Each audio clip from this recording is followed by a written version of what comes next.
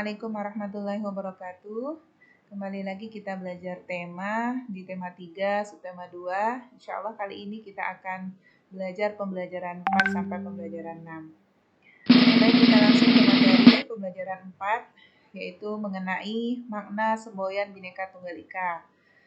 Bhinneka Tunggal Ika memiliki arti berbeda-beda tetapi tetap satu jua. Artinya, Indonesia merupakan negara kepulauan yang memiliki sekitar 17.000 pulau dan keberagaman suku, adat istiadat, bahasa, ras, dan kebudayaan. Meski sangat beragam, bangsa Indonesia adalah satu kesatuan yang tidak bisa dipisahkan. Kita sebagai bangsa Indonesia harus saling menghargai dan menghormati dalam keberagaman. Salah satunya dengan kerjasama dan melaksanakan tugas. Contoh kerjasamanya yaitu menolong tetangga yang mengalami kesulitan walau berbeda suku dengan kita. Yang kedua, melaksanakan kerja bakti di lingkungan sekitar. Lanjut, aktivitas masyarakat dalam upaya pembangunan sosial budaya. Pembangunan sosial adalah segala aktivitas sosial dan ekonomi yang dilakukan masyarakat untuk meningkatkan taraf hidup dan kesejahteraan sosial.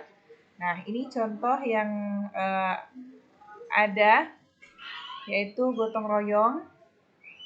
Ada mereka berpariwisata ya, berwisata ke pantai, kemudian ada aktivitas jual beli. Tujuan pembangunan sosial yang pertama, mengembangkan dan membangun kesejahteraan masyarakat, memenuhi kebutuhan hidup masyarakat, meningkatkan kemampuan masyarakat dalam mengolah dan memanfaatkan sumber daya yang ada. Lanjut ke berikutnya, yaitu isi pada iklan media elektronik. Nah, di sebelumnya udah dibahas, kita ulang lagi ya. Iklan itu merupakan suatu bentuk informasi yang dilakukan oleh seseorang, instansi atau lembaga atau perusahaan yang isinya berupa pesan menarik tentang sebuah produk atau jasa yang ditunjukkan pada khalayak. Untuk menjelaskan isi iklan, kita perlu memahami garis besar produk yang ditawarkan. Nah, pada iklan media elektronik, unsur kebahasaannya dalam bentuk dialog dan percakapan, seperti iklan di televisi. Pada iklan media cetak, unsur kebahasaannya itu disampaikan secara tertulis. Nah, contohnya itu ada di iklan pada koran ya. Lanjut ke pembelajaran 5. Nah, di sini memperagakan iklan media elektronik. Untuk memperagakan sebuah iklan media elektronik, maka kita perlu memahami isi iklan, mengingat intonasi dan visualisasi serta mencatat atau merekam isi iklan sebagai acuan untuk berlatih memperagakan. Ini tugas antum di rumah ya, memperagakan iklan media elektronik. Yang pertama langkahnya, buat kelompok 3-4 anggota keluarga. Kemudian pilih salah satu iklan di televisi tentang makanan sehat. Berlatih memperagakan iklan bersama teman kelompok ya. Jadi di sini antum bersama anggota keluarganya.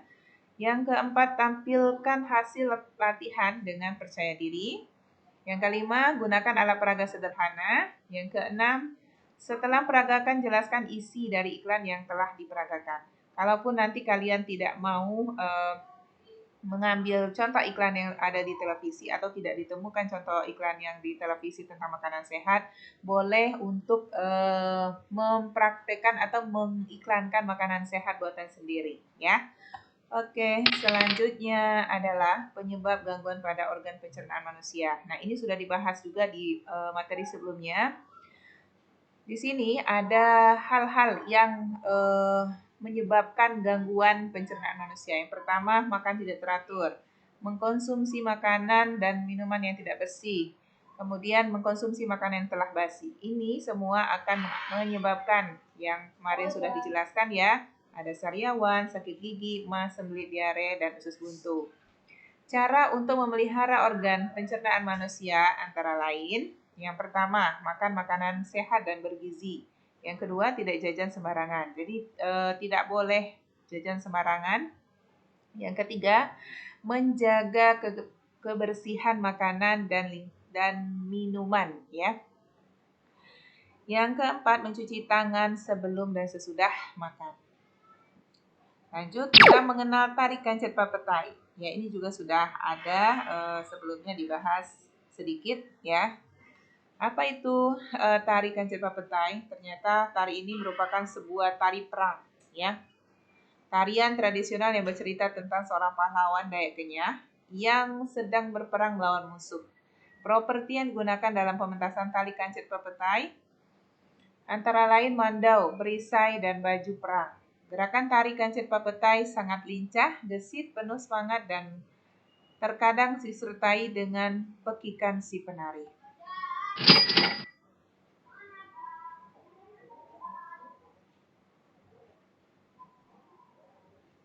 Ya, kita tunggu. Lumayan lama ya.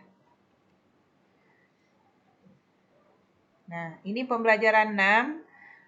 Kita masuk ke manfaat keragaman budaya di masyarakat. Yang pertama, menumbuhkan sifat nasionalisme. Yang kedua, sebagai identitas bangsa di dunia internasional. Yang ketiga, alat pemersatu bangsa. Yang keempat, sebagai ikon pariwisata. Yang kelima, memupuk sikap toleransi. Itu beberapa manfaat dari keragaman budaya di masyarakat. Oke, kita lanjutkan.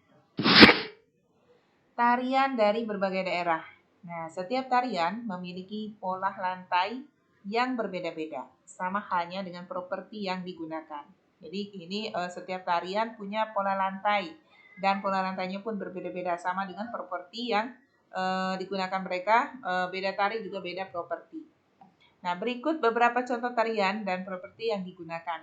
Yang pertama, tari pendek itu properti yang digunakan bokor berhiaskan janur dan berisi bunga. Tari piring itu menggunakan piring ya pada saat menari. Nah, kemudian tari topeng, propertinya topeng dan kipas. Tari bondan, propertinya payung, boneka bayi, dan kendi. Lanjut ke kata kunci pada iklan elektronik. Nah, kata kunci sudah pernah juga dibahas di sebelumnya. Yang sebelumnya itu tentang kata kunci iklan